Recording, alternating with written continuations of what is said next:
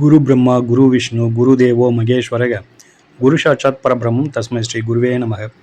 ஓம் ஸ்ரீ ராஜகணபதி ஐயனை போற்றி போற்றி. ஓம் ஸ்ரீ லோபாமுத்திரை சமேத ஸ்ரீ அகத்தியர் ஐயா போற்றி போற்றி. அனைவருக்கும் வணக்கம். இன்று நாம் பார்க்க இருக்கும் பதிவு பஞ்சமகா புருஷ யோகம் அப்படிங்கிற தலைப்பில் இந்த குஜாதி ஐவர்கள் என்று சொல்லக்கூடிய செவ்வாய் பகவான், குரு பகவான், புத பகவான், சுக்கிர பகவான், சனீஸ்வர பகவான், இந்த ஐவரும் ஒவ்வொருவருக்கும் ஒவ்வொரு யோகம் உண்டு. அதை கொடுக்கின்ற வல்லமை இவர்களுக்கு இருக்குது அப்படின்றது ஒரு ஜோதிட விதி. அந்த யோகங்களை பொறுத்தனாலும் நல்ல அபரிமிதமாக நல்ல ஒரு பலனை கொடுக்குது அப்படிங்கிறதுல மாற்று கருத்து இல்லை.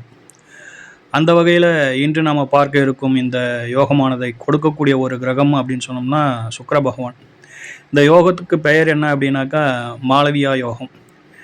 இந்த மாளவியா யோகம் அப்படிங்கிறது நல்ல நிலையில் பங்கப்படாமல் பலவீனப்படாமல் இருந்துருச்சு அப்படின்னாக்கா இது பொருளாதாரத்துக்கு நல்ல சூப்பராக செயல்படுது அப்படிங்கிற மாதிரியான முதல் விஷயம்.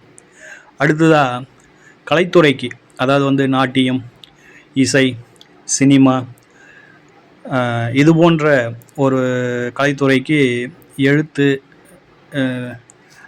சினிமா துறை அப்படின்னும்போது ஃபுல்லாக எல்லாமே அதுக்குள்ளே கவர் ஆகிற அத்தனை விஷயங்களையும் நீங்கள் எடுத்துக்கலாம். ஸோ அதுக்கு இது பெரிய அளவில் உதவுது அப்படிங்கிற மாதிரியான ஒரு நிலைப்பாடு. சுகபோகமான வாழ்க்கைக்கு, ஒரு லக்ஸரி லைஃபுக்கு இந்த யோகம் நல்லா சிறப்பாக செயல்படுது அப்படிங்கிறது. பொருளாதாரம் அப்படிங்கிறது கையில் இருந்ததுனாலே நினச்சதை நம்ம அடைய போகிறோம் அப்படிங்கிற மாதிரியான ஒரு நிலைப்பாட்டுக்குள்ளே வந்துடுவோம். சரிங்களா? ஸோ கலைத்துறை அப்படின்னும்பொழுது இன்னும் கூடுதல் சிறப்பு. அதாவது வெளிச்சம் போட்டு காட்டிடும். ஒரு ஸ்டார் அந்தஸ்துக்கு நம்மளை தூக்கிட்டு போய் நிறுத்திடும். 4 பேருக்கு அறியப்பட்ட ஒரு நபராக, புகழ்பெற்ற ஒரு நபராக வாழ்க்கையை வாழ வைக்கும் அமைப்பு அப்படிங்கிறதுலாம் வந்துடும்.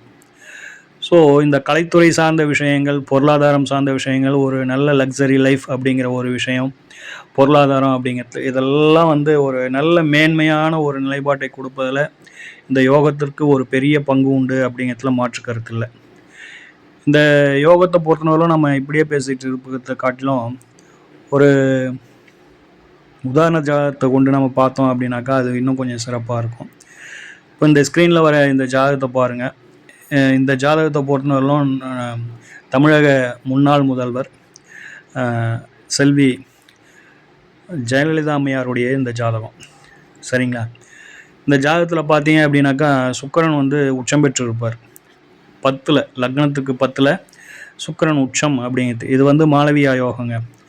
ஜீவனம் அப்படிங்கிற ஒரு இடம், தொழில் ஜீவனம் அப்படிங்கிற ஒரு இடத்துல 5ஆம் அதிபதி, லக்னத்திற்கு 5ஆம் அதிபதியான சுக்கிர பகவான் 10ஆம் இடத்துல உச்சம் பெற்று இருப்பார். அவர் கூட எந்த கிரகமும் இருக்காது, அவர் மட்டும் தனியாக இருப்பார். அவருக்கு வீடு கொடுத்த குரு அம்ச யோகத்தில் 7ஆம் இடத்துல அவரும் ஒரு பஞ்சமகா புருஷ யோகத்தை வலுவாக தூக்கி நிறுத்துவார். ஆக இந்த ஜாதகத்தில் பார்த்தீங்கன்னா 2 பஞ்சமகா புருஷ யோகங்கள். ஒன்று அம்ச யோகம், குரு பகவானின் அம்ச யோகம், மற்றொன்று சுக்கிர பகவானின் மாளவியா யோகம். இந்த மாளவியா யோகம் தான் இந்த பெண்மணியை இந்த அம்மையாரை கலைத்துறையில், சினிமா துறையில் ஒரு கிட்டத்தட்ட இந்த பெண்மணி ஒரு நல்ல உச்சத்தை தொட்டாங்க அப்படின்னு சொல்லணும். நல்ல ஒரு கிளாசிக்கல் டான்ஸர் அப்படிங்கிற ஒரு அம்மையார் இவங்க. நல்லா பேசக்கூடிய அமைப்பு உண்டு. பல மொழிகள் இந்த அம்மையார் பேசுவாங்க அப்படிங்கிற மாதிரியான ஒரு நிலைப்பாடு. ஸோ கலைத்துறையில் எந்த அளவுக்கு இந்த அம்மா சாதிச்சாங்க அப்படிங்கிறது எல்லோருக்கும் தெரியும். அந்தளவுக்கு கலைத்துறை. அதே போல் செல்வநிலை, இந்த அம்மாவுடைய செல்வநிலை எப்படி இருந்தது எல்லாருக்கும் தெரியும். சரிங்களா? ஸோ செல்வநிலை, அந்த கலைத்துறை இரண்டுலேயும் ஒரு நல்ல உயர்வை கொடுத்த ஒரு யோகம் அப்படின்னு சொல்லிட்டு சொன்னோம் அப்படின்னாக்கா இந்த மாளவியா யோகம் அப்படிங்கிறதுல மாற்று கருத்து இல்லை. இதற்கு துணை போனது அப்படின்னு சொல்லிட்டு எடுக்கின்ற பொழுது அந்த வீடு கொடுத்த கிரகம் அப்படின்ட்டு டெஸ்பாசிட்டர் அப்படின்னு சொல்லிட்டு சொல்லுவோம் இல்லைங்களா? வீடு கொடுத்த கிரகம் நல்லா ஆட்சியாக இருக்கிறாரு. மேலும் இந்த மாளவியா யோகம் பெற்ற இந்த சுக்கிர பகவானை ஒரு தீயக்கோள்கள், அதாவது ராகு கேதுவோ அல்லது சுக்கிரனுக்கு ஆகாத கிரகங்களோ எதுவுமே பகை கிரகங்கள் என்று சொல்லக்கூடிய எந்த ஒரு கிரகங்களுமே இந்த டிஸ்டர்ப் பண்ணல, சுக்கிர பகவானை டிஸ்டர்ப் பண்ணல அப்படிங்கிற மாதிரியான ஒரு நிலைப்பாடு. ஒரு யோகம் இருக்கிறது பெருசு இல்லை. அந்த யோகத்தை பொறுத்தவரையிலும் அது பங்கப்படாமலும் பலவீனப்படாமலும் கெட்டு விடாமலும் இருந்துடுச்சு அப்படின்னாக்கா அது வந்து ரொம்ப சிறப்பான ஒரு நற்பலன்களை வந்து ஜாதகத்துக்கு வழங்குது அப்படிங்கிறதுக்கு இந்த ஜாதகம் ஒரு எடுத்துக்காட்டு ஜாதகம்.